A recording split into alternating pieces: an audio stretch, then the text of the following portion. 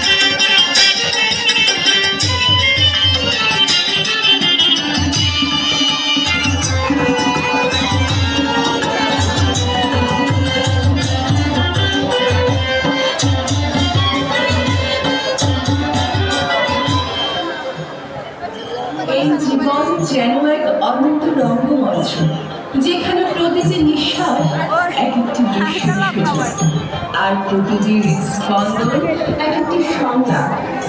আমরা সবাই এই মঞ্চের অভিনেতা, কখনো হাসি দৃশ্য উজ্জ্বল, কখনো কান্নার দৃশ্য ভরা থাকে। তবুও গভীর রাতের নিস্তব্ধতায় আমরা মুখস্থ এক অদৃশ্যতা, এক সূক্ষ্ম সুদূর বাঁধন।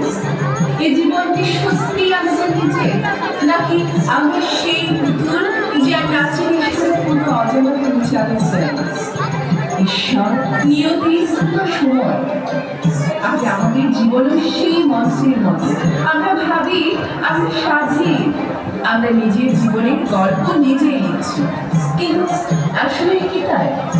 জন্ম থেকে কি আমাদের জীবনের চিত্রনাট্য লেখা হয়ে গেছে? আমরা কি কেবলই সেই চিত্রনাট্যের চরিত্র যারা শুধু অভিনয় করে চলেছি? ঠিক এই ভাবনা থেকেই আমাদের এই বছরের দুর্গাপূজার থিম রঙ্গমঞ্চ। এই আয়োজন কেবল কিছু দর্শন নয়, এটি একটি নীরব প্রতিভা, হারিয়ে যাওয়া লোকেশন থেকে